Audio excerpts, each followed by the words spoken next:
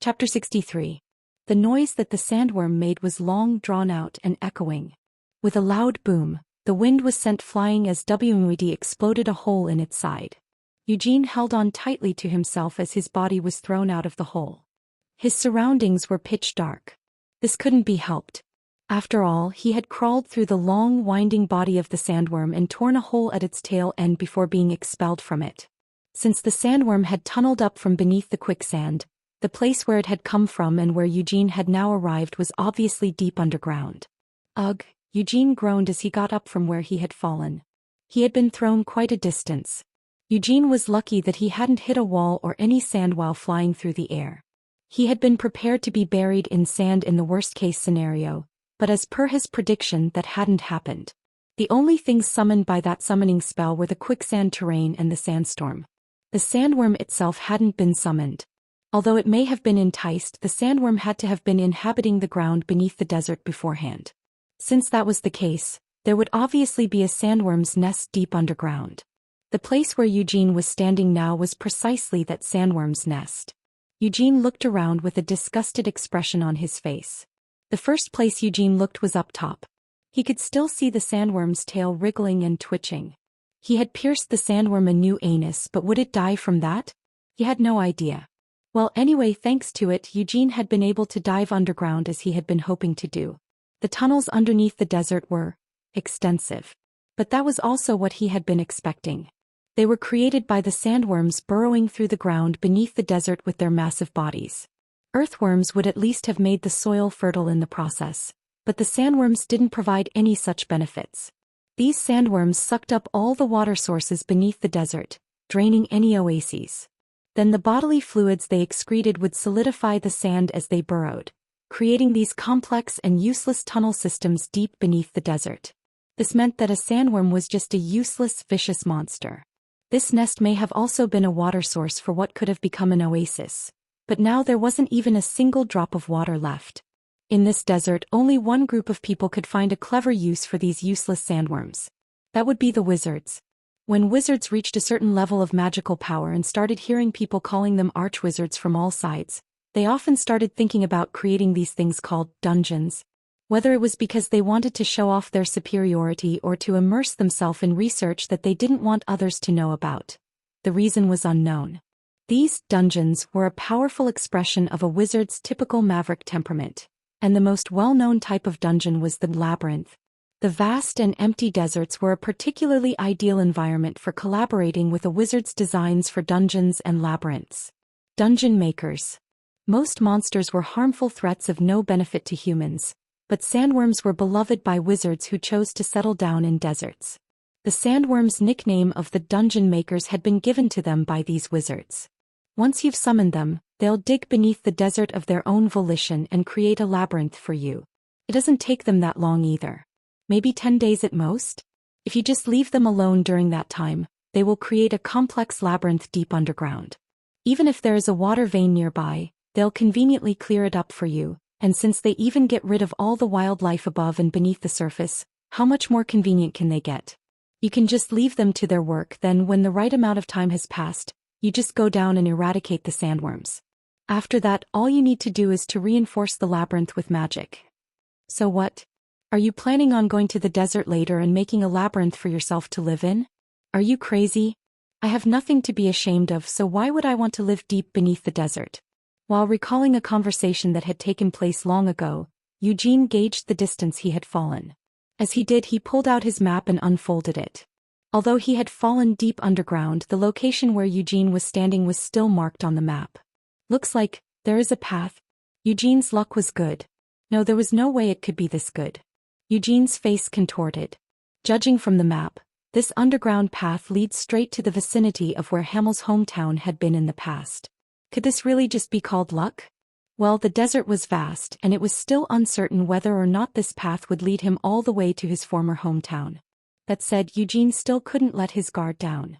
The summoning spell had been cast from deep underground, and the ambush site was still nearby.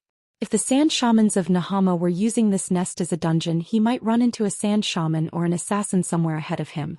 But until then, there shouldn't be any problems. However, there was still the fact that up ahead lay Hamel's hometown. The knowledge of Hamel's grave had never been made known to the world at large. There were no records of what had happened to Hamel's corpse.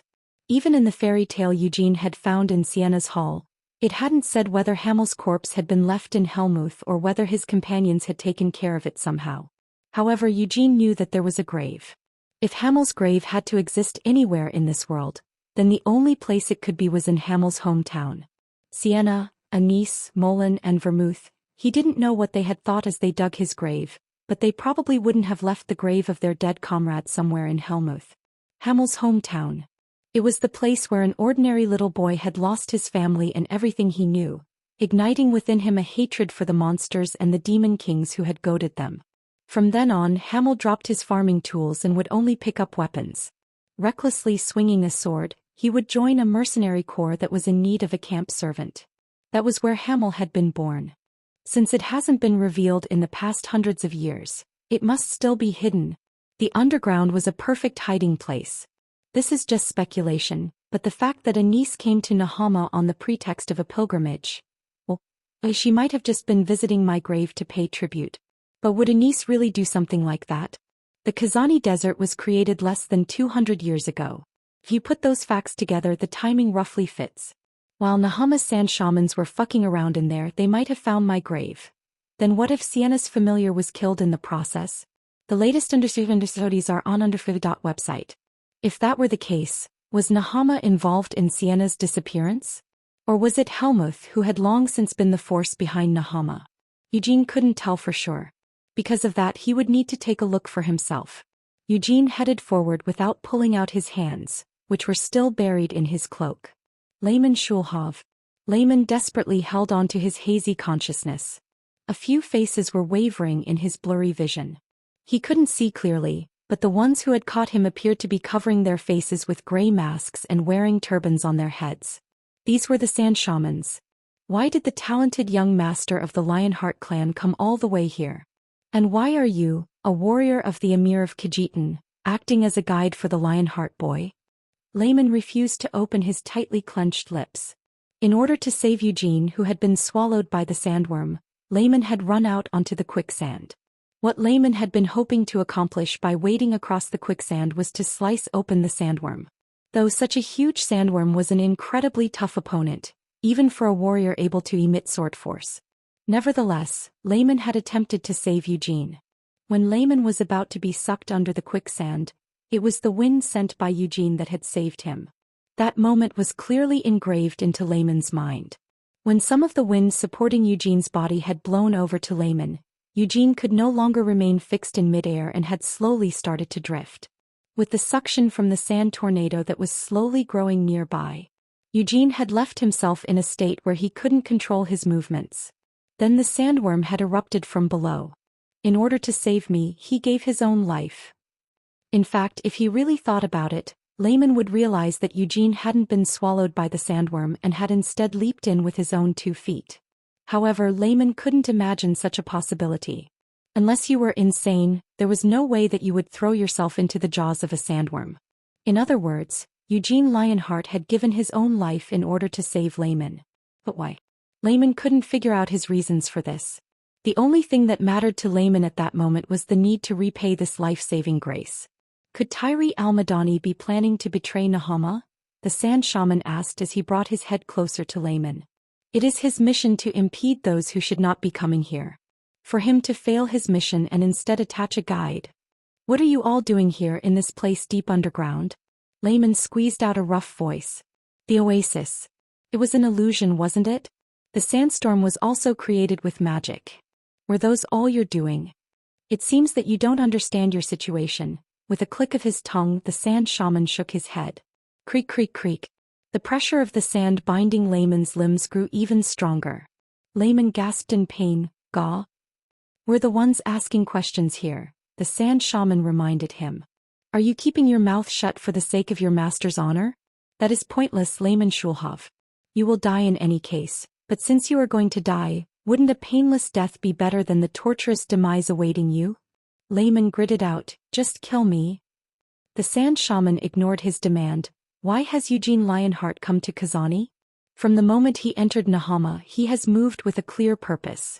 In our view, The only possibility seems to be that he was trying to get the Emir of Khajitan to betray Nahama. Betray? Layman's bloodshot eyes shone as he uttered this word. Betray. This word confirmed quite a few unfortunate truths for Layman. First, there were sand shamans in Kazani. They were creating the sandstorms, forcing the desert to expand. And the Emir of Khajitan not only knew about this, but he was also cooperating with them.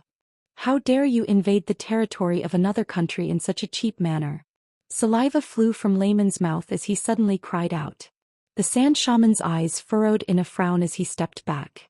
Invade? I have no idea what you're talking about, said the sand shaman. Why else would all of you who are supposed to be protecting the royal family be here? And that sandstorm? Layman angrily accused. It seems that you're making quite a huge mistake. Do you really think that the desertification could be sped up with just our power alone? The sand shaman asked with a snort. Although I know that warriors are usually ignorant after hearing such brainless words, I can't help but be amused. It would take hundreds of sand shamans to create a sandstorm large enough to cause desertification. Tutuduk. The strength of the sand binding Layman's body progressively grew stronger. Ku. Then, if that's the case, why are you here? Layman groaned out his question. I have no reason to answer that, taunted the sand shaman. If you're going to kill me anyway, then you should at least tell me the reason for it. Why did Eugene Lionheart come to Kazani? What's so important about his reasons for doing so? Lord Eugene has already perished. He died because of you. That's not true. Another sand shaman replied to Layman's accusation with a laugh. If Eugene Lionheart is dead, then the cause of it is just an accident. He went into a dangerous desert that he shouldn't have entered and suffered an unavoidable disaster. That's nonsense, Layman roared. The responsibility for his death will be placed on Tyree Almadani's head, the sand shaman continued. It's all because you were the one to guide him here. Although I've heard that he's a favorite of the patriarch, in the end he's just an adopted son from a collateral bloodline. As long as we hand the Lionheart clan the head of a big city emir, that should allay their fury. Layman cursed, you sons of bitches. The sand shaman advised him, if you want to be of some use to your master, then it would be best for you to confess everything that you know. Depending on the reasons, we might still be able to handle this situation smoothly. Handle it smoothly? Hold on. If Eugene Lionheart is dead? Does that mean Lord Eugene is still alive? Layman struggled to keep a hold of his dazed consciousness. Currently, Layman's priority wasn't the Emir of Khajitan, but instead Eugene. One of the sand shaman questioned him, are you really prioritizing Eugene Lionheart over your master's head? It's obvious that he's just playing a trick, the other sand shaman observed. Are you really claiming that the decision to guide Eugene Lionheart was made on your personal whim and not Tyree Almadani's order? Layman just desperately demanded, where is my lord? Looks like our words aren't getting through to him, one of the sand shamans sighed. The other one asked, wouldn't it be better to just kill him? After all, his life is worthless. No. He might still be of some use as a hostage. Although they didn't know the reason for it, Eugene Lionheart had indeed tried to rescue Layman Shulhov. The sand shamans didn't question Layman any further and instead gathered together to sit among themselves. So what have you found out? He was eaten whole by a giant sandworm. Is it really possible to survive something like that? A hole has appeared in its tail. So what? Are you saying that after being eaten by a sandworm he cut a hole in its tail and crawled out? The more they looked at the facts, the harder it was for them to believe it. The sand shamans snorted in amusement as they shook their heads. We can't just allow him to go wherever he pleases. The assassins are exploring the nest. They should catch him soon. And what about after that? It's not a good idea to pick a fight with the Lionheart clan. It should be enough to erase his memory and toss him outside Kazani. No, it might actually be better for us to actively show that we're protecting him. Who knows, we might even be rewarded for our kindness. It's just a shame that she's not here. If she were... Shush.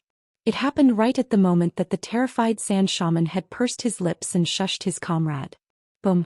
A loud roar shook the ground below. The sand shamans all got up in alarm.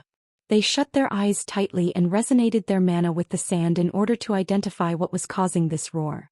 The same scene could be seen in each of their darkened fields of view. Dressed in a black cloak, Eugene Lionheart was approaching their location from a place not far from them. With each swing of his silver-blue sword, the magic barrier that barred intruders' entry was being torn apart. What about the assassins? They expanded their field of view to include the path that Eugene had already taken. There were corpses strewn all over the place, both assassins and sand shamans. He's advancing so fast? Each and every assassin who had remained here at their camp had received enough training to be a considerable threat to even the most skilled warrior. That went for the sand shamans as well. This meant they should have had enough power to not be slaughtered by just one person. What's more, this was an advantageous battlefield for the assassins and the sand shamans. This nest made by sandworms had already been a complex labyrinth in and of itself, but the sand shamans who had started using it decades ago had made this labyrinth even more complicated. The assassins who were deployed here were skilled enough to be able to navigate the labyrinth with their eyes and ears closed. In such a situation, it would be difficult for even the most skilled warriors to notice their stealth techniques. Their sudden surprise attacks should have been enough to slice any ordinary warrior's neck. The sand shamans also had an advantage here. Even though a huge sandstorm like the one they had created on the surface was impossible, in a place like this, where there was sand on all sides as well as above and below, any sand magic cast here would have more power than usual. Unfortunately for them, Eugene wasn't a good opponent for them to face. Since Eugene had been prepared to forcefully barge into the Kazani Desert, this meant that he had already accepted that he would have to confront the assassins and sand shamans. He had even been certain that he was going to get attacked by the assassins back at the oasis and had gone in anyway. Then he had managed to enter the tunnels deep underground. Eugene had been fairly sure that the sand shamans were staying somewhere underground and that the assassins were hiding here as well. If Eugene didn't have the confidence to protect himself from them, he wouldn't have gone any further. Assassins and sand shamans weren't the only ones who had an advantage in this labyrinth. Eugene and Hamel were used to all kinds of battlefields. Hamel had even fought assassins before. Unlike the assassins who had learned their assassination techniques through harsh training, there were many natural assassins among the demonic beasts and demon folk of Helmuth. There were demonic beasts who could travel from one shadow to another and demon folk who could stab you in the back without revealing even a trace of their presence. Being prepared to receive a surprise attack in an unfavorable situation had just become second nature. Nevertheless, Hamel had survived. With every fucking surprise attack that Hamel had received, the wounds on his body increased one after another. And each time he received a new wound, he grew more familiar with surprise attacks, until one day the number of injuries he received had stopped increasing. The level of the assassins here isn't that great. Their stealth is only at the proficient level, and their control over their mana isn't amazing either, Eugene critiqued. The most infamous of Nahama's assassins weren't just at this level. The highest grade of assassins had stealth techniques comparable to that of a demonic beast or demon folk and were so terrifyingly tenacious that they couldn't even be considered human beings. The assassins that Eugene had faced so far were certainly persistent, but they weren't all that terrifying. If this is an important site for Nahama, there should have been better assassins than these guys. The guards here were too weak. Although there were a lot of sand shamans, their skills didn't seem that great either. If this really was a key part of Nahama's plans to invade other countries, then more and better trained troops should have been stationed here. Even if territorial aggression wasn't their goal, no matter what other purpose they might have had for being here, if this place was of great value to Nahama, it should have received further support. But the preparations shown here were just too lacking. Could it be that Nahama knew that the Sultan wasn't involved in this? Eugene's sharp senses kept a watch over his surroundings. The moment the enemy broke stealth to make an attack, his body would react of its own accord. It wasn't just that. Eugene also knew how to use stealth. It meant that this labyrinth was not just a convenient battlefield for the assassins, but for Eugene as well. Then there was his magic. The ring flame formula amplified all the mana that Eugene manipulated, including the mana shield he created while operating the formula. Even with the cloak of darkness alone, he could easily block spells up to the 5th circle, and then his mana shield was added on top of it. This meant that he could just ignore any spells being cast at his face. Of course, there was no real need for him to just ignore them. Rather than ignoring the attacks and enduring the assault, he much preferred to avoid the spell and counterattack. Gak. A spell came shooting at him from the front, a sand bullet that had been sculpted to a sharp point. Eugene lifted his cloak up to the spell, swallowing it and then sent it back along its path. He had managed to calculate the spatial coordinates of his target instantly. The returning spell crashed right into the sand shaman's chest. Then came a surprise attack. Eugene had thought he had already killed quite a few of them, but it seemed that there were still a lot of assassins left. Eugene didn't even need to move his body to respond to the attack.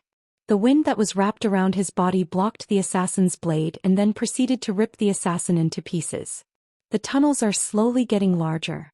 When he spread his senses wide, Eugene could tell that all the assassins and sand shamans scattered all over the underground labyrinth were gathering here. The path also leads here, Eugene noted as he checked the map that he was holding in one hand. Hamill's hometown was close. It feels a lot weirder than I thought it would, Eugene admitted to himself. His emotions were turbulent. I never thought that I would live to see my own grave. The ring flame formula continued to amplify his mana. With each rotation from his ring of stars, the color of Eugene's flame was slowly changing. Eugene continued, I also never expected to meet grave robbers there. Intruder, an assassin cried as he fell from the ceiling, clutching a dagger. Although it was an obvious surprise attack, the word he shouted strongly agitated Eugene's already volatile emotions. Intruder? This motherfucker. With a loud scream, Eugene cast a spell. Fwoosh. A blue flame wrapped around the assassin's body. Eugene had been planning to slowly burn him alive, but the flame magic amplified by his ring flame formula was too strong for that. The assassin couldn't even scream properly before he fell apart into ashes. You fucking thieving bastards. Eugene roared as he leaped forwards. Chapter 64. What the hell is that brat talking about now? The sand shamans looked at each other in bewilderment as Eugene's cry rang through the air. Thieves? Strictly speaking, Eugene Lionheart was the one who had invaded their territory of his own volition. This meant that the one who should be called a thief was this fearless and ill-mannered little boy. My lord, Layman said as he heard Eugene's cry. Just as he was sighing in relief, his body suddenly trembled. He recalled what the sand shamans had said earlier. Wasn't he now a hostage? Layman didn't want to be a chain around Eugene's ankle, pulling him down. As such, he tried to pull his limbs out of the restraints holding them in place, but the sand shamans weren't blind. Don't do anything foolish, came the warning. Rumble rumble. The sand from the ground completely wrapped around Layman's body. Having made their threat clear to Layman, the sand shamans exchanged glances among themselves. What should we do? We can't let him reach here. Of course I know that, but should we report this? The question was asked cautiously, the speaker's voice laden with an unquenchable fear. The other sand shamans hesitated, unsure what to say. We can handle this ourselves, someone eventually decided after an uncomfortable silence, and the other sand shamans nodded in approval. They didn't want to have to send a report about this problem to their superior. Enough damage had already been caused that this incident couldn't just be covered up, but it's not like they would even care about such losses. This was a thought shared by all the sand shamans here. Quite a few assassins and sand shamans may have died within a short time span, but that person would definitely dismiss their deaths as trivial. However, they couldn't let this matter blow up any further. Even if everyone here died, they could not allow this intruder to progress past this point. They needed to resolve this matter before that person returned. If they hadn't managed to take care of it by then, and that person happened to see what was going on while they were forced to ask that person for help because they couldn't resolve it, then death would be preferable to that. They would definitely be left in a terrible state that couldn't be considered either dead or alive. Not one of the sand shamans here wanted to imagine themselves suffering such a fate. Bark. Gah. These screams were heard coming from afar, but they were gradually drawing closer. Since the assassins wouldn't let out even a single cry under any circumstances, the source of these guttural screams that were currently reaching them had to be the other sand shamans. Let me go. Layman roared as he was dragged to the front of the crowd by the sand restraining him. Layman panted as he tried to struggle free. However, the sand shamans didn't pay any heed to Layman's cries. Instead, by resonating their wills with their mana, the sand shamans conveyed their orders to the other sand shamans scattered throughout the labyrinth. At the start, 50 sand shamans had been stationed within this maze. But even though not that much time had passed, more than half of the sand shamans had died. And not to a disciplined army, but these dozens of sand shamans and assassins had been slaughtered by a 19-year-old young man. The surviving sand shamans were gathered at this one location. Eugene was also aware of this fact. At some point, the frequency of magical attacks had drastically reduced, and the signs of someone approaching in his direction had faded into the distance. A large amount of mana was showing activity ahead of him, and Eugene could feel a familiar presence in the center of it. It was Lehman Skulhov. "Why are you tied up there when I did my best to let you run away?" Eugene thought in exasperation. Bam! Eugene kicked an assassin in this skull who had attempted a surprise attack from beneath his feet. Though all the sand shamans had gathered in one spot, a few assassins were still hiding here and there along the path. "There are a lot of things that I want to ask them, but," Eugene muttered as he placed a hand inside his cloak. A large amount of mana fluctuated just as Eugene took another step forward. The sand within the tunnel swirled. As the path Eugene was currently on collapsed shut, the sand then reached out to swallow him. This was a spell known as the Sand Prison. Even for Eugene, it would be difficult to use his magic to free himself from a spell of this scale. But was there really a need for him to do so? Eugene took out a box that had been placed in his cloak. It contained the fragment of the Moonlight Sword. The shard that had been used for his mana training during the past few years was now sitting silently within its luxurious box. Without any hesitation, Eugene threw the box ahead of him. The sand, which was writhing like it had a life of its own, swallowed the box whole. Bang! Eugene muttered as he flipped up the hood on his cloak.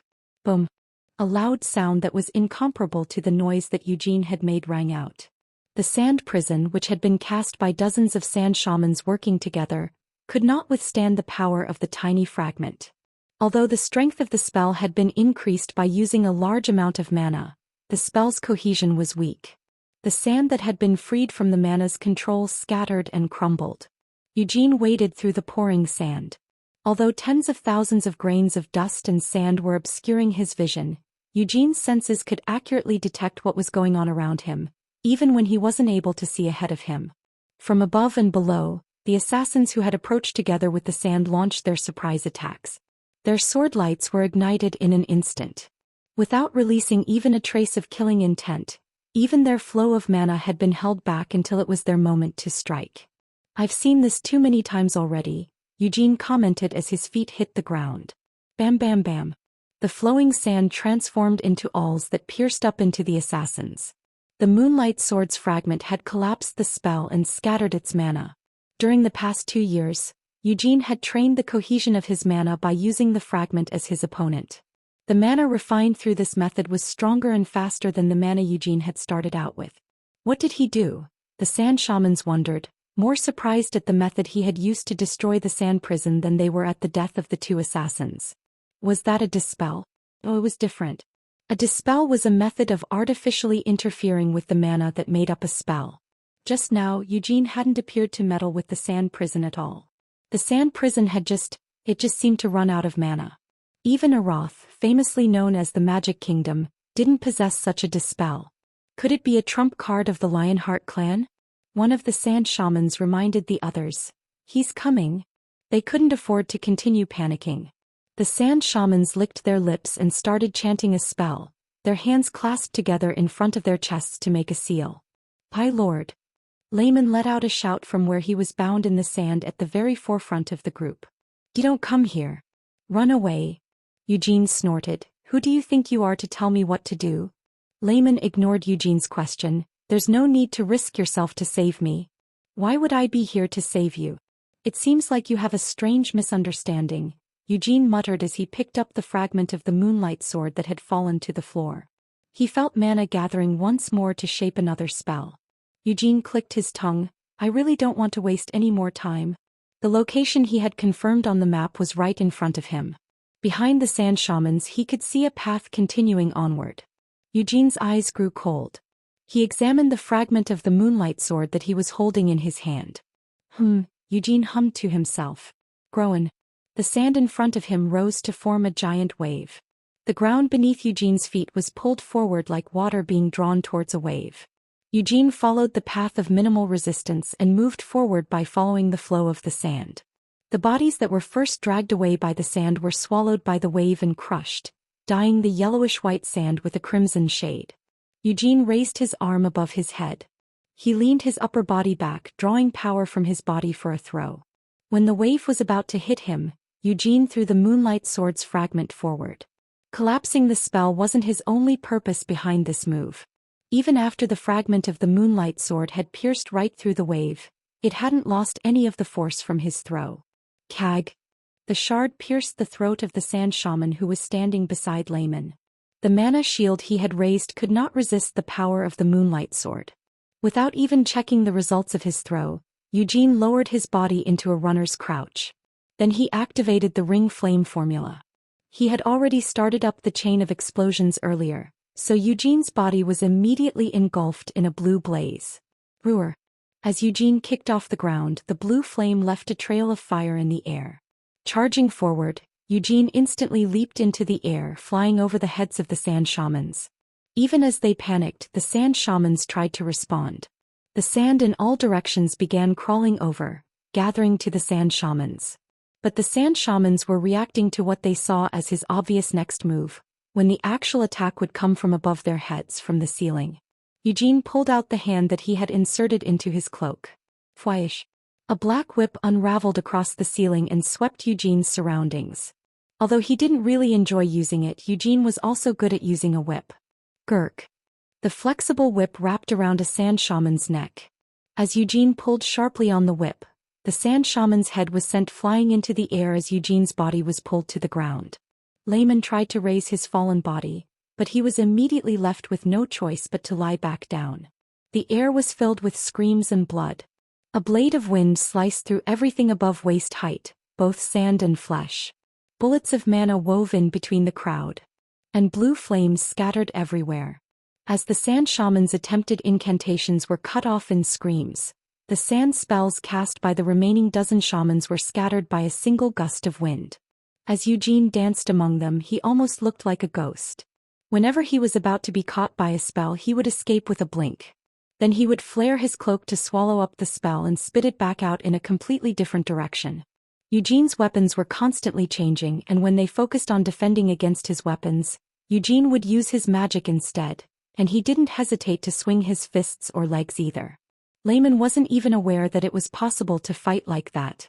When even a warrior like Layman felt amazement, there was no way that the sand shamans could react flexibly enough to deal with this assault. The sand shamans couldn't help but panic. What kind of spells are these? Eugene didn't even use any incantations. He didn't even use any casting techniques, and the process by which his spells were formed was so fast that they couldn't even be seen. The spells were cast instantly. Not just on their own but in groups or consecutively. The power of the spells cast in this manner was also absurd. As for how many circles they were cast with, it was impossible to tell. The circles of the spells that had been cast weren't that high, but their power and speed were far beyond the sand shaman's understanding. Right until the end, the sand shamans couldn't comprehend the enigma called Eugene. After a short time had passed, blood had stopped spurting everywhere and there weren't any screams either. Though there was a smell of urine in the air. What were you all doing here? Eugene interrogated the survivor. Of the dozens of sand shamans who had started this fight, only a single one was left alive. His teeth were chattering in fear as he looked up at Eugene. The situation was far beyond the survivor's comprehension. The undeniable reality of what had happened filled him with great horror. The sand shaman trembled as he pinned together his thighs, which were damp with urine. The sand shaman stammered, "Just what on earth are you? I asked you what you all were doing here." Eugene repeated with a frown and waved his hand. Squelch. A swiftly thrown dagger was now lodged in the sand shaman's thigh. The sand shaman groaned, "Gah. The military force here is too small for this to be a garrison stationed by the Sultan." "So what were you doing here without orders from the Sultan?" Eugene questioned him. The sand shaman tried to pretend ignorance. Hold on, just what on earth are you talking about? I don't really want to bother with interrogating someone like you. So listen up. Will you die or will you tell me what I want to know? Eugene threatened him. What's happening here isn't under the Sultan's command, the sand shaman eventually admitted. Then whose is it? Could it really be the Emir of Khajitan? What kind of nonsense is that motherfucker thinking of playing at this deep underground? It's not him. We may have received his cooperation, but... Eugene threw another dagger. Squelch. The dagger pinned the sand shaman's other thigh. Amelia Merwin, the the sand shaman finally answered as his face contorted in pain. This is Amelia Merwin's dungeon. Don't lie to me. Amelia Merwin's dungeon is in the Uruz Desert, Eugene stated. She's been staying here since 6 years ago. 6 years. Eugene's eyes narrowed. He shook his head as he tried to ignore the ominous thoughts running through his head. Once he had composed himself, Eugene asked, "Why did Amelia Merwin come all the way here?" The sand shaman fell silent. "Are you afraid of Amelia Merwin? If that's the case, then I will ease your concerns. I might kill you, but you can be assured that that is all I'll do. I'll allow you to die an extremely comfortable and simple death," Eugene offered the man. The sand shaman's eyes fluttered. He took a deep breath and then clasped his hands to his chest. This labyrinth was created to accelerate the desertification. There are many other labyrinths apart from this one in the Kazani Desert, but this labyrinth, it was created 10 years ago, the sand shaman explained. "So what?" asked Eugene. 6 years ago the labyrinth expanded. We had believed that an unstable portion of the earth had collapsed, but then a large gate was found deep within the earth. A gate. Yes. We tried to open the gate ourselves, but we couldn't do it no matter what we tried. So we requested the assistance of Amelia Merwin. Eugene nodded as he pulled out another dagger. Seeing this, the sand shaman felt relief instead of fear. "Thank you." Squelch. Eugene's thrown dagger pierced the sand shaman's head. The sand shaman collapsed backward, dead. As Eugene had said beforehand, he had given the sand shaman a painless death. That was what the sand shaman had desired. Now that things had turned out this way, Amelia Merwin's rage was inevitable. That vicious black wizard didn't just kill her enemies, she enslaved them. It was better to just die comfortably than to live as an undead, neither dead nor alive, wishing for death for the rest of his existence. Eugene muttered to himself, "No wonder.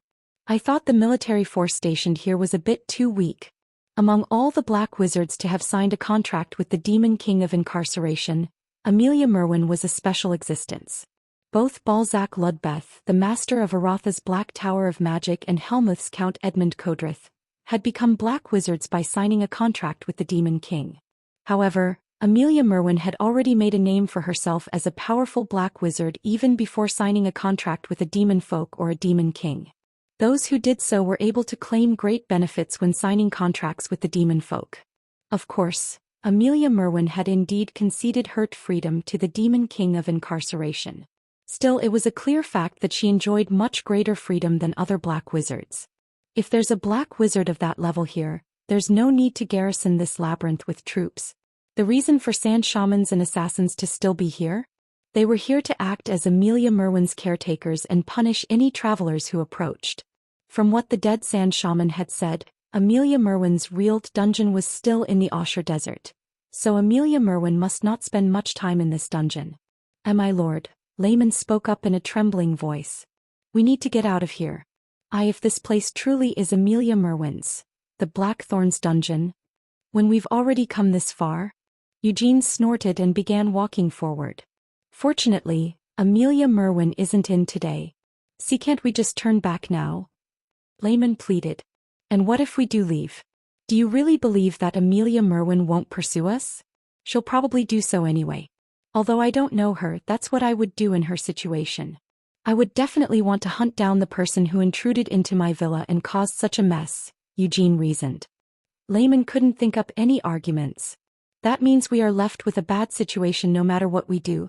Eugene wasn't confident about the results of a conflict with Amelia Merwin. If at all possible, he had wanted to avoid her. However, now it seemed inevitable. If that was the case, they might as well confirm what they were here for before trying to escape. Or at least that's what Eugene had decided. Without looking back at Layman, Eugene walked past the corpses. When Layman followed him, Eugene asked, "Why are you following me instead of running away?" We don't know what might happen from now on," Layman feebly explained. Eugene impatiently asked him, "That might be the case, but I asked you, why aren't you running away? Lord Eugene has granted me his life-saving grace twice now. If Amelia Merwin returns and tries to kill you, Lord, then I will give my life to open a path for you," Layman swore. "You? For me? Huh?" Eugene turned to look back at Layman in confusion. "With what ability?" Even without ability I can still buy time with my life, Layman protested. Instead of doing something pointless, why don't you just run away? There's no way I can abandon you, Lord, and leave on my own. What do you mean, abandon? I'm the one telling you to go. With a click of his tongue, Eugene raised his hand. Then Layman suddenly lost consciousness. Eugene had no need for Layman's death.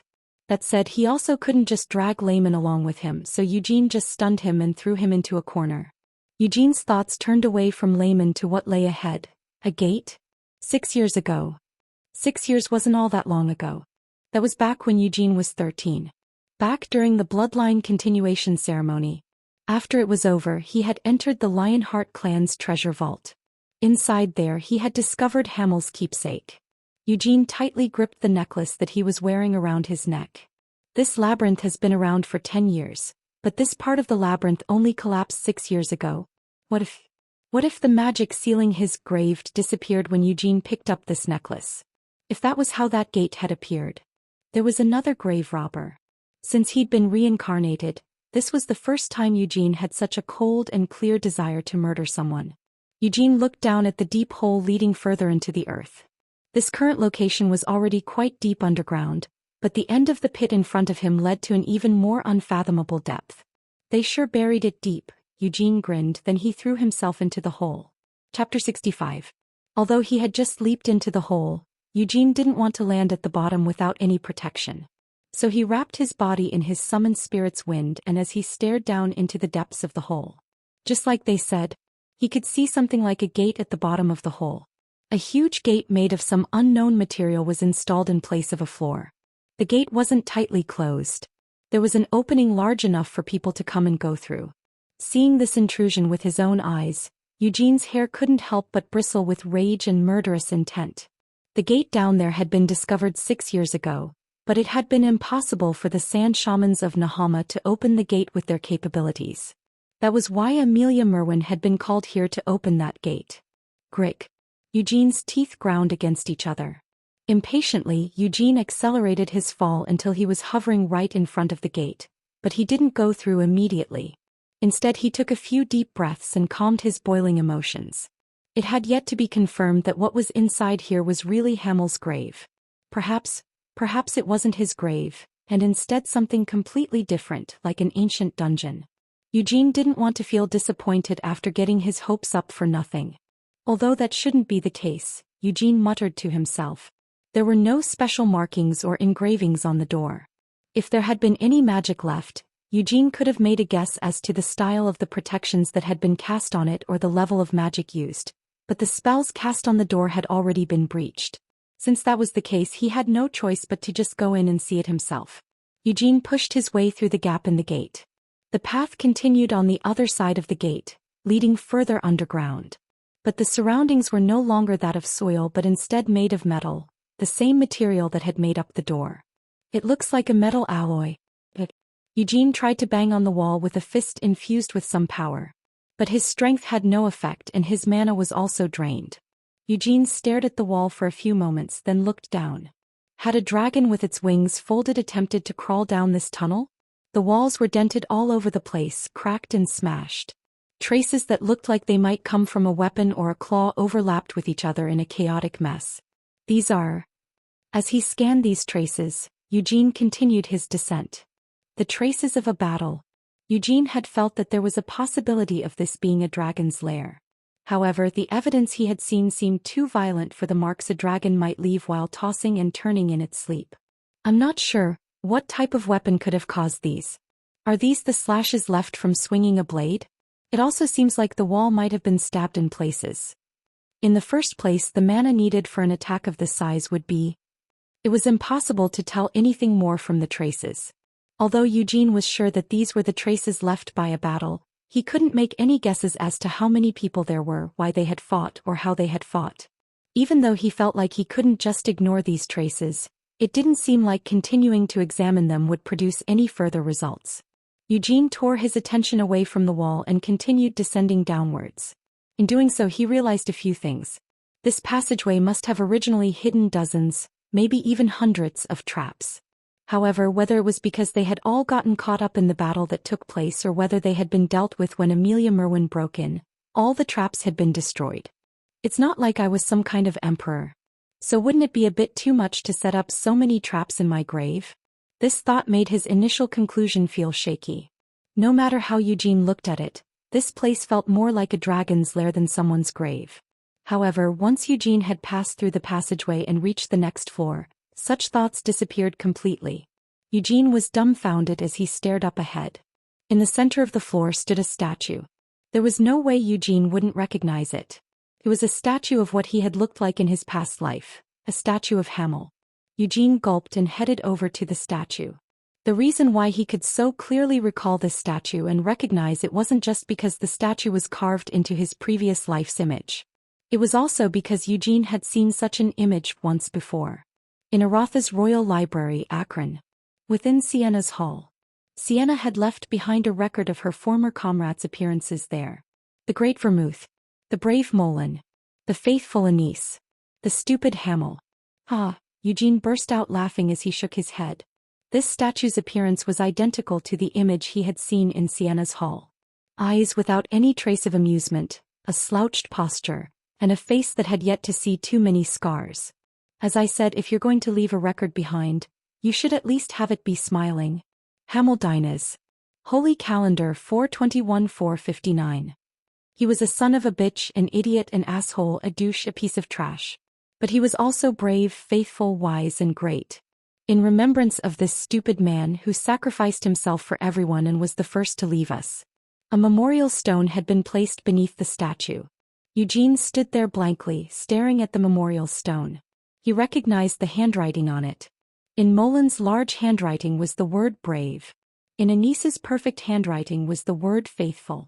In Sienna's crooked handwriting was the word wise. And in Vermouth's sharp handwriting was the word great. "Aw fuck," Eugene cursed without any heat and rubbed his nose. His eyes were getting blurry and his nose felt stuffy. He felt the need to rub his eyes, but Eugene refused to do so. Although nobody was even watching him, he didn't want to admit to himself that he was truly driven to tears in front of this statue and memorial stone by wiping them away. Those sorts of words should have been said to me while I was alive. What's the use of writing them on my tombstone after I've died? How would I even see them, you fuckheads? Eugene complained as he rested a hand on the tombstone. But Eugene couldn't allow himself to get lost in his own emotions. It's strange. The statue and the tombstone were in excellent condition. No pieces were broken off, and they didn't show any signs of aging despite the hundreds of years that had passed since they were created. But that wasn't enough to be considered strange. Magic was a convenient tool. If preservation magic had been properly applied, items could be maintained for hundreds of years without any signs of aging. That was unless they were intentionally broken. Ignoring the tears flowing down his cheeks, Eugene looked around at his surroundings. This place was a ruin. He couldn't help but see it as such. Traces of battle had definitely been left in the passageway, but seeing these ruins made those traces feel more like the results of a child's play. The floor here was cracked or overturned, and items that appeared to have been pillars had been thrust into the walls and floors like spears. Hamel's statue and the memorial stone were the only things that weren't broken and still intact. Just what on earth happened here? 200 years ago, Sienna had detected the death of her familiar and had left Arath to travel here to Hamel's grave. Did a fight break out immediately after that? For now he couldn't help but suspect that was what had happened. She must have met with the unknown grave robber and then... Sienna is strong, Eugene reminded himself. She was always strong but became even stronger after Hamel died. Although Eugene didn't truly know what Sienna had been like during this time, the glimpse of this wise Sienna that he had seen through witchcraft showed that she had to have been the most powerful wizard in the world. If the intruder had the ability to fight Sienna who had such strength, then that means Sienna wasn't able to win. If Sienna had won the fight, there was no way that she would have left this place in such a ghastly ruined state. Since that was the case, could Sienna have died here? There's no way, Eugene assured himself. Eugene had seen a phantasm of Sienna in Arath. It hadn't just been an illusion. When he had met it in the square in front of the bank, the phantasm of Sienna had been able to clearly convey what it was trying to say. I found you. So she must have been injured during the fight that took place here, then went into hiding somewhere. At the moment he had no choice but to believe that. Eugene scratched his head in frustration. Who on earth could have pushed Sienna so far? Could it have been a demon folk? Was a demon king behind this? Between the demon king of incarceration and the demon king of destruction, which of the two could it possibly be? And what reason could they have for doing so? Hamel had died. Unable to see their attempt at conquering the demon king of incarceration's castle to its conclusion, Hamel had passed away beforehand. Then an unknown oath had kept the two demon kings of Helmuth from making any noise for the past 300 years. What reason could there be for these demon kings to break their silence and make such a move? There's no way they would have come to Hamel's grave to pay their respects. So what reason could a demon king have for coming here? While scratching at his head, Eugene spun around on the spot. No matter how much thought he gave it, no plausible assumptions sprang to mind. In the end, there was only one solution to solve this mystery. He needed to find the place wherever on earth Sienna was hiding. Although Eugene currently didn't know where she was, the best way to find out exactly what happened hundreds of years ago was just to look for her. After I look around here for a little more, that is. There were no traces left in these ruins other than the statue and the memorial stone. Looking at this spacious interior and all the broken structures, it seemed like all sorts of things had been stored here before the place got turned into such a state.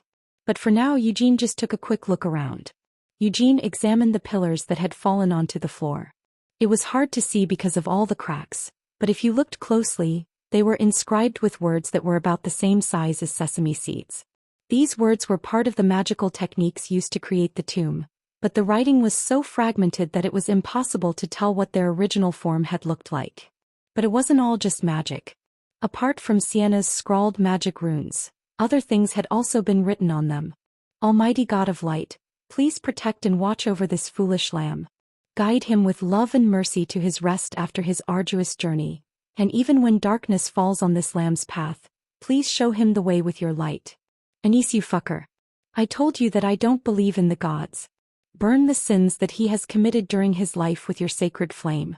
And please open the door to heaven, which is full of peace and happiness, not the door where only pain and despair await.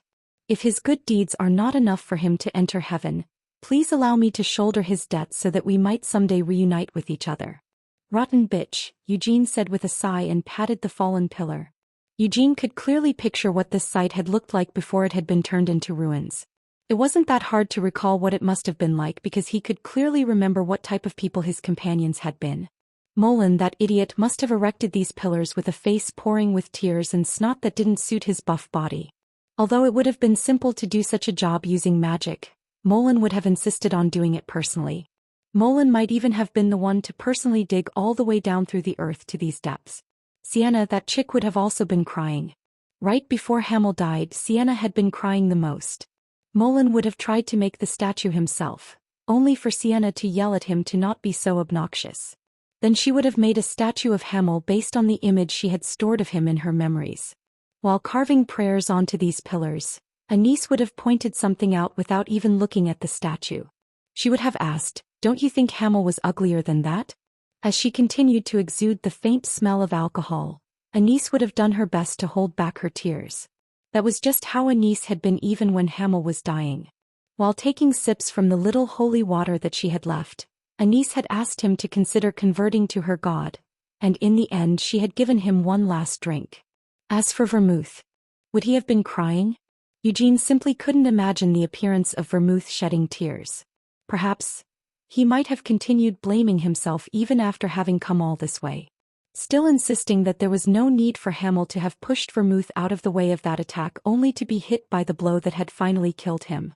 Vermouth might even have blamed himself for Hamel being forced to become the party's tank.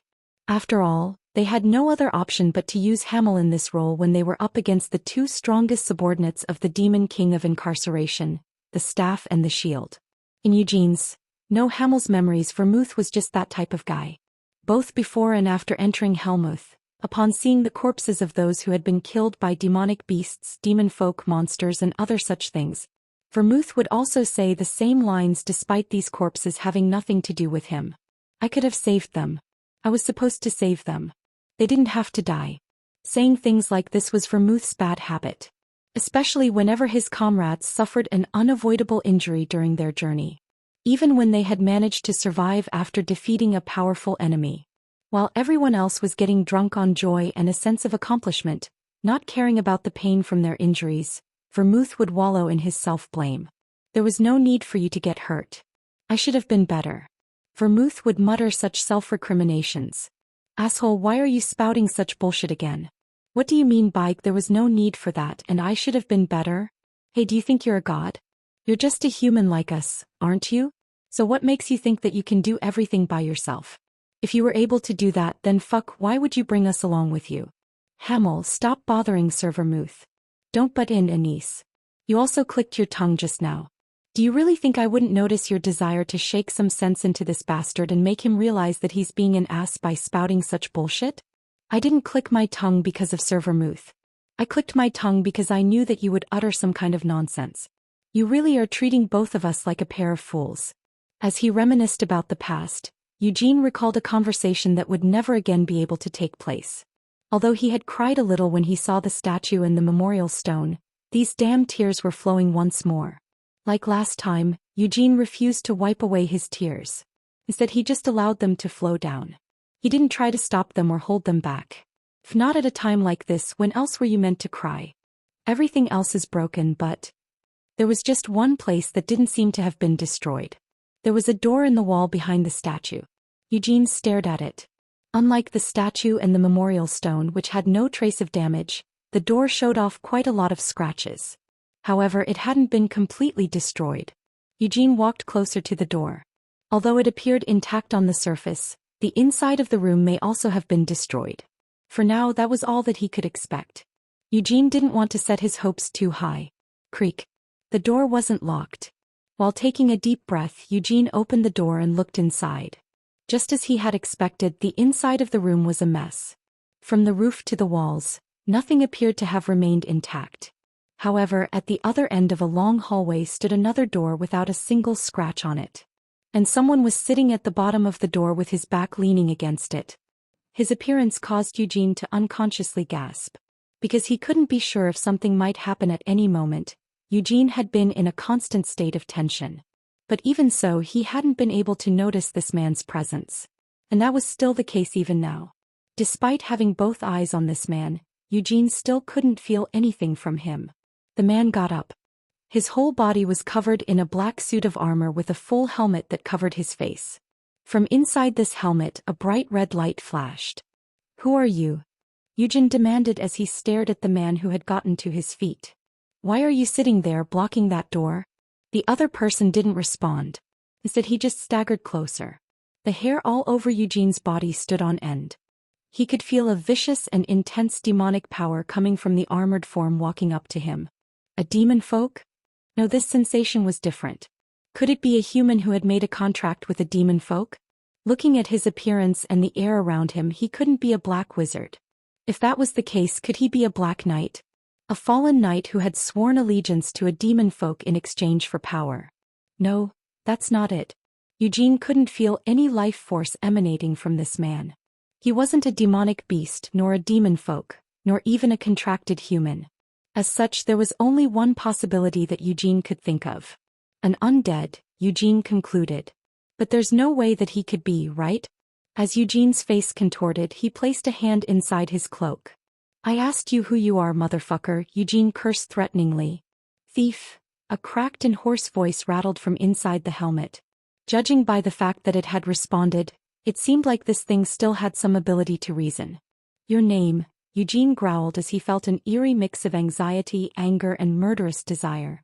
He chose not to hide his obvious hostility. His cloak flapped around him as blue flames engulfed Eugene. Eugene demanded once again, "I said, give me your name, you son of a bitch." "I am," the undead trailed off. The Death Knight pulled out his sword. It was a pitch-black long sword. A sword that Eugene didn't recognize. The undead monster finally answered his question. "I am the stupid Hamel." "What did you say, you motherfucker?" Eugene barked out as this reply caught him off guard. "Hamel? And you're claiming to be the stupid Hamel at that?" Crack, crack, crack.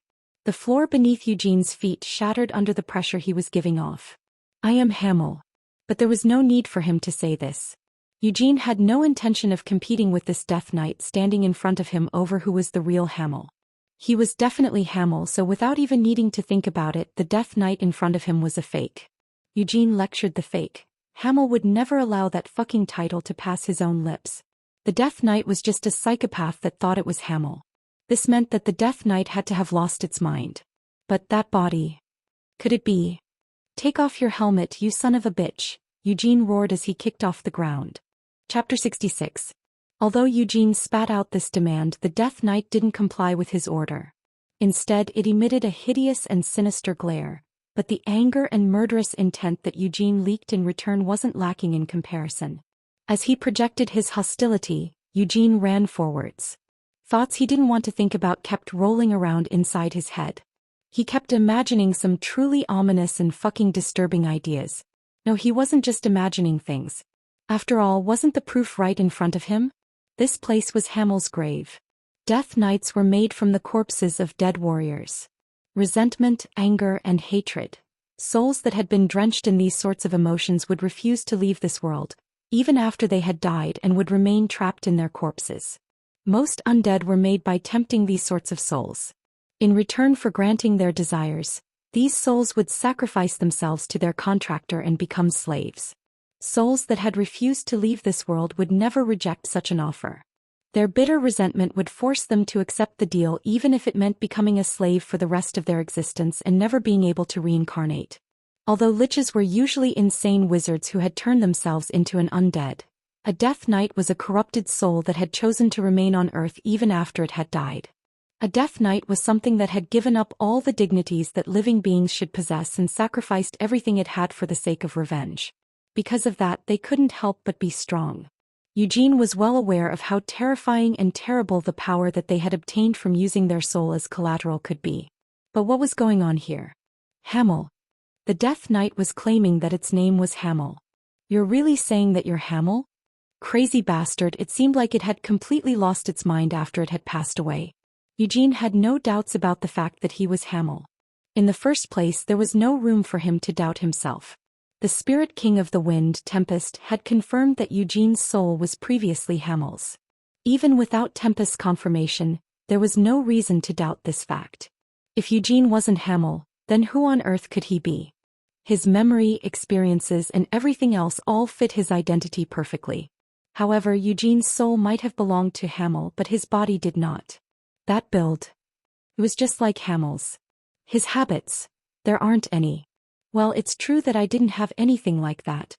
Although it wouldn't be strange for someone to develop one or two habits that would reveal themselves during a battle. During his previous life, Hamel had intentionally erased all of his habits. He wouldn't have been able to grow any stronger if he had held on to his established habits. He wouldn't have been able to survive in Helmuth either. And he wouldn't even have the slightest chance of surpassing Vermouth. Under such pressing motivations, he had erased all the habits that weren't of any use to him. As such, Eugene couldn't tell this guy's identity just by looking at him like this. Although it seemed certain that this was a Death Knight formed from some poor soul, that alone wasn't enough.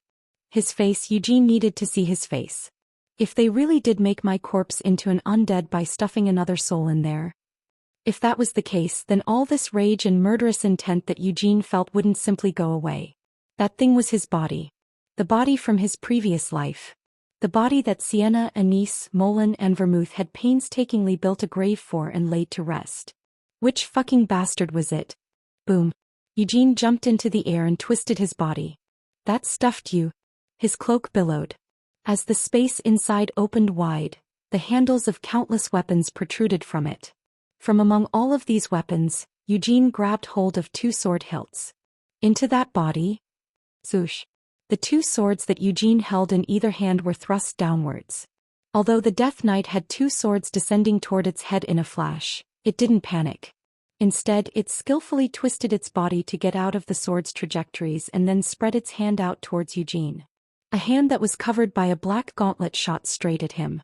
Eugene gritted his teeth hard and blocked the attack with both hands. Boom. The blue flames wrapped around Eugene's hands exploded. It has a mana shield, Eugene realized. Strictly speaking, the power that Death Knights and Black Wizards used wasn't mana but was instead demonic power. However, the way that they used it was no different from mana. Its dense demonic power had been wrapped around the Death Knight's body to form a shield. After Eugene managed to push the Death Knight away, he retracted his stiffened hands. This opponent wasn't something that he could compete with in terms of strength. No matter how well Eugene was able to control his mana or how effectively he could amplify it by using the Ring Flame formula, the fact that it had only been 6 years since Eugene had first started training his mana remained unchanged. It was only natural that he couldn't compete with this Death Knight in front of him in terms of strength. Eugene reminded himself, I also don't really know anything about it. How long had that Death Knight been guarding here?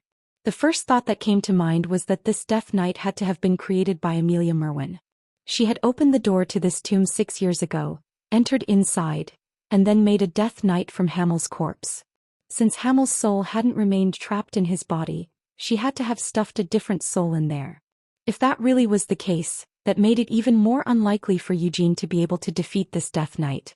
As a Death Knight made by a black wizard of Amelia Merwin's caliber, it had to be at least as strong as the Lionheart clan's patriarch, Gilead, or a captain of the Black Lion Knights. Using his logic, Eugene could only reach such a conclusion. However, Eugene had no intention of retreating. So what if the Death Knight was strong? Fwoosh. The flames covering Eugene grew even more intense. As he exploded his mana without restraint, Eugene reached into his cloak. Whoosh. The Death Knight's hand tried to grab Eugene once more. Eugene immediately evaded with a blink, reappearing behind the Death Knight. The weapon that he pulled out next was a giant axe. As Eugene retrieved this axe from inside his cloak, he spun his body. But as he unleashed his blow, Eugene wasn't able to send the Death Knight flying like he had hoped. The moment that the axe touched its body, the Death Knight's sword had sprung into action. The large axe was sliced in half exactly down the middle.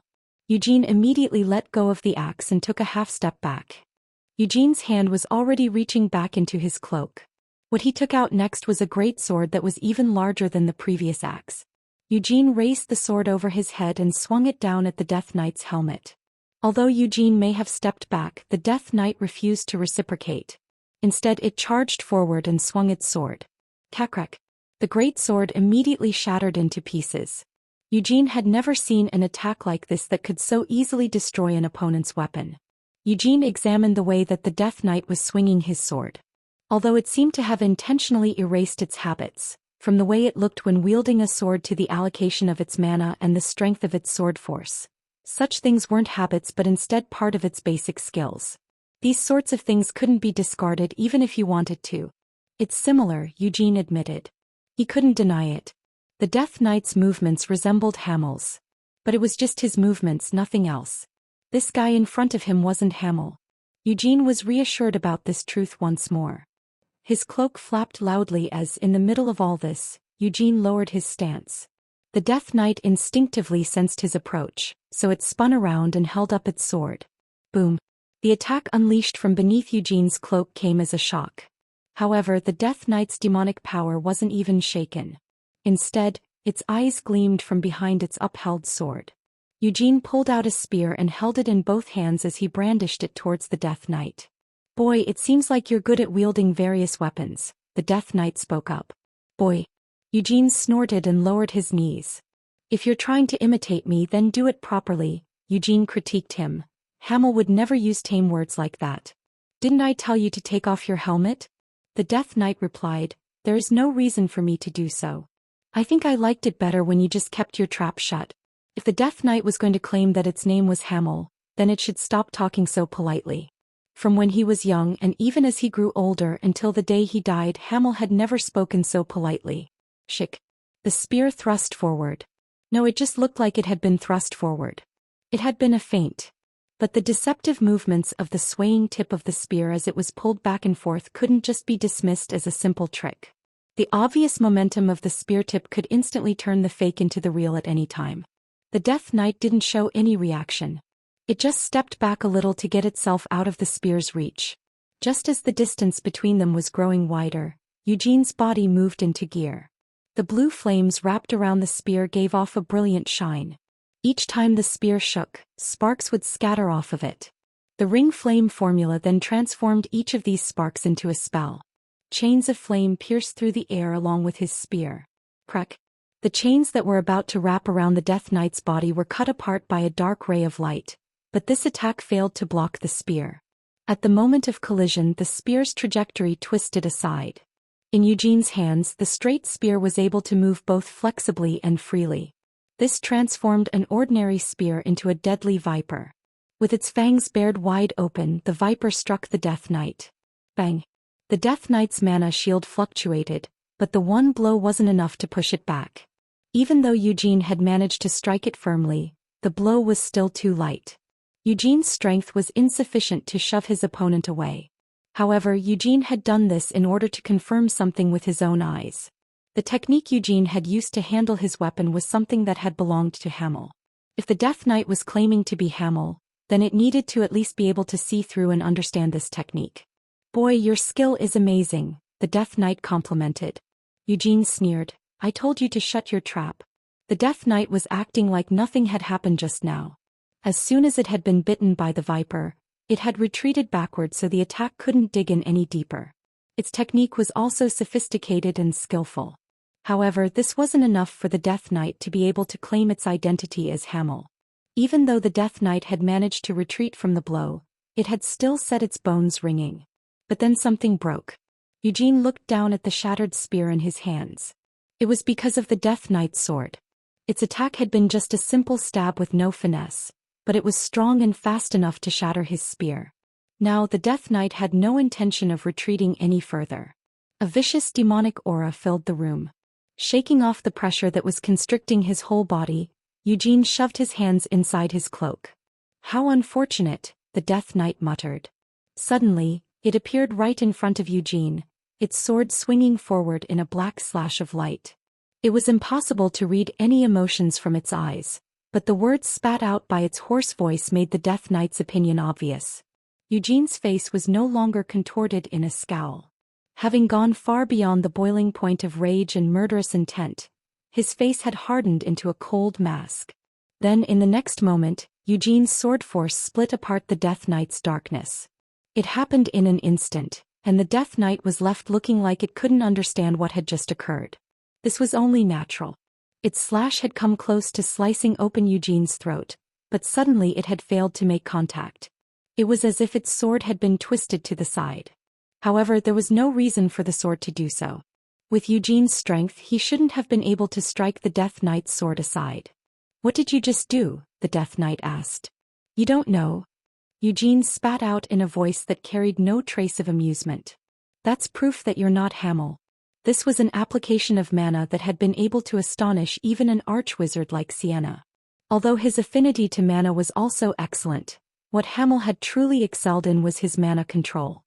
He might not have been well versed in magic, but in his previous life, Hamel had still been extremely good at manipulating his mana. Hamel's body hadn't been as strong as Molin's. He wasn't even as well-rounded as Vermouth. He hadn't known how to use magic or divine power either. Nevertheless, Hamel had been able to run wild on the battlefield. The reason why he was able to face the attack from the huge Kamash head-on and pierce through it was parrying, the Death Knight asked as it looked down at the position of its deflected sword. Of course, it wasn't just simply parrying. The moment both attack and counterattack collided, at that instant, Eugene had synchronized a wave of mana composed of sword force along with his counterattack, so that the whole strength of his sword force would burst forth the moment that their attacks met. How heavy! Eugene ignored the throbbing pain in his arm. He could also taste blood at the back of his throat. Although he had definitely gotten the timing down perfectly, it was impossible for him to have dealt with such a strong attack without any issues. Hiding all signs of this, Eugene cycled the stars rotating around his heart even faster. Bang bang bang. Countless stars exploded and reformed in the circle formed by his original stars. Bong. A sword wrapped in blue flames collided with the darkness, but he couldn't sustain such a fight for very long. As Eugene resisted the urge to pant for breath, he attacked the Death Knight with one blow after another. The Death Knight defended itself while aiming for a counterattack, but its sword wasn't able to move as it desired. Eugene wouldn't allow this to happen. If the Death Knight tried to swing its sword, Eugene would stab at it from below. If it tried to stab at him, he would chop down from above, and if it tried to chop at him, he would slice at its side. Eugene was able to read the Death Knight's attacks and make the first move each time. However, it felt like Eugene's bones were splintering and his muscles were being torn apart. So even this talented body couldn't stand up to such abuse? But this didn't matter. Because Eugene had been able to fight just as well with a body that was in much worse shape than this. As long as he was still conscious and his head was clear, he could still move. He could still fight. Most importantly, Eugene needed to take off that helmet and see its face. If the Death Knight refused to take it off, then Eugene would just need to break it. Even if the face that was revealed because of this wasn't Hamel's, Eugene still planned to kill the Death Knight. The reveal wouldn't change anything. The fact that it was a Death Knight was more than enough reason to kill it. On top of that, how dare this thing lock itself up in his grave? Acting like it was the owner, sitting in front of this door, blocking this passageway. And it even dared to call itself Hamel? Something like this? Humph. The Death Knight grunted. It was being pushed back. The Death Knight's body and feet were slowly sliding backward. The sword that it couldn't wield as it wished was just serving as a hindrance to it. The Death Knight's movements were now completely under Eugene's control. No matter how much stronger the Death Knight was compared to Eugene, Eugene's skills exceeded its strength, and it was left unable to swing its sword in a way that truly took advantage of its strength. Eugene was currently dancing on the edge of a blade. He was bursting forth with one attack after another, but he still wasn't able to inflict any fatal wounds on this Death Knight. In the first place, injuries meant nothing to an undead. And with the strong demonic power that this Death Knight possessed, any wounds it received were healed immediately. I need to end this in one blow, Eugene thought desperately. He wasn't paying any more attention to his breathing. Instead, all his focus was concentrated on the attacks. Counterattack, watch out for the sword, then recline upper body. The mana shield wrapped around Eugene's body was growing ever fainter. All the mana erupting from his ring flame formula was being infused into his sword. Thankfully, he was using the storm sword WNYD. Its wind worked together well with his flames. Squeal.